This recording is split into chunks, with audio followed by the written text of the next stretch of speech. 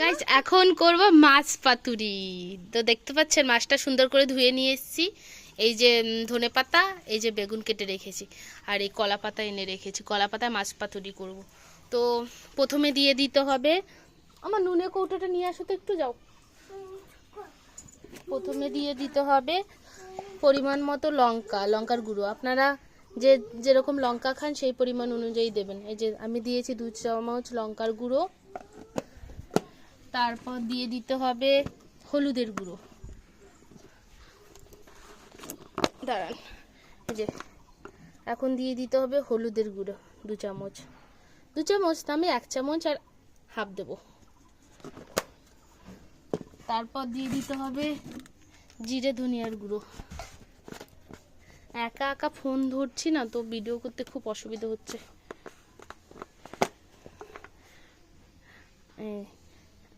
আমি দিয়ে দিচ্ছি 1 চামচ জিরের গুঁড়ো।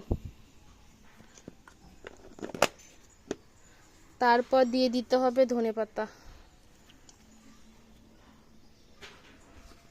পুরোটাই দেব। তারপর দিতে হবে পরিমাণ মতো নুন, দিয়েছি। এবার দিতে হবে বেশি করে তেল, কারণ মাছ পাতুরিতে একটু বেশিই তেল লাগে। আমি দিয়ে দেবো তেল।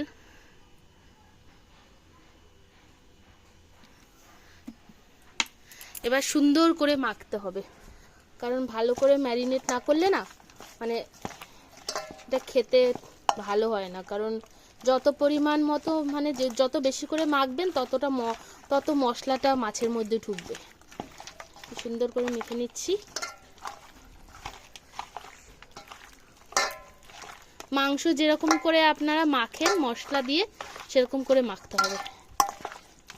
আমি এতে পেঁয়াজ রসুন দেবো না। আপনারা যদি পেঁয়াজ রসুন খান তাহলে দিয়ে দিতে পারেন, আমি পেঁয়াজ রসুন দেবো না। ভালো করে মাখতে হবে। আর আপনাদের ঘরে টমেটো থাকলেও দিয়ে দিতে পারেন, কারণ না টমেটো দিলে আরও টেস্ট হয়। আমাদের ঘরে টমেটো আছে, তাও দেবো না। আমি আজকে নর্মালভাবেই করব। সুন্দর করে মাখতে হবে।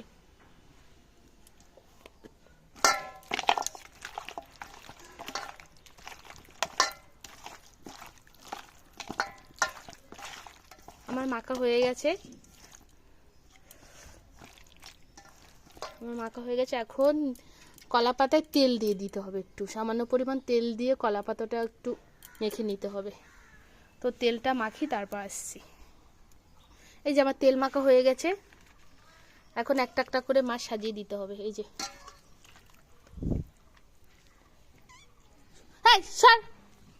বিড়াল এসছে, যেখান থেকে যা। এই যে সুন্দর করে সাজিয়ে দিতে হবে।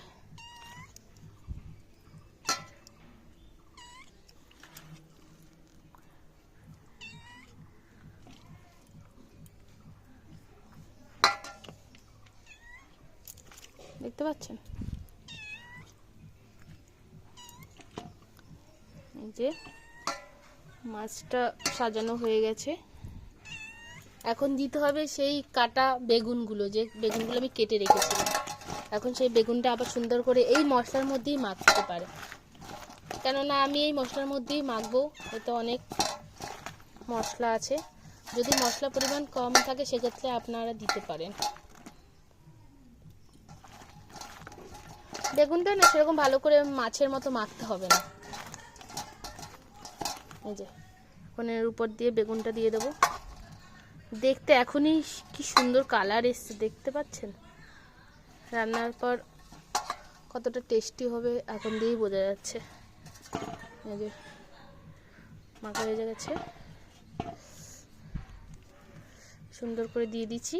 এবারে এই যে ঝোলটা বেঁচে রয়েছে, এটাও দিয়ে দিতে হবে এর মধ্যে। এই যে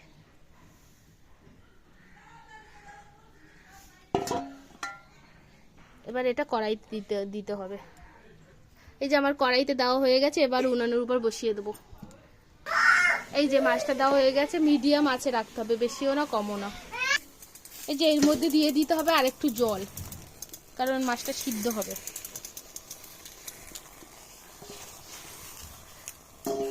এবার এটা ঢেকে দিতে হবে।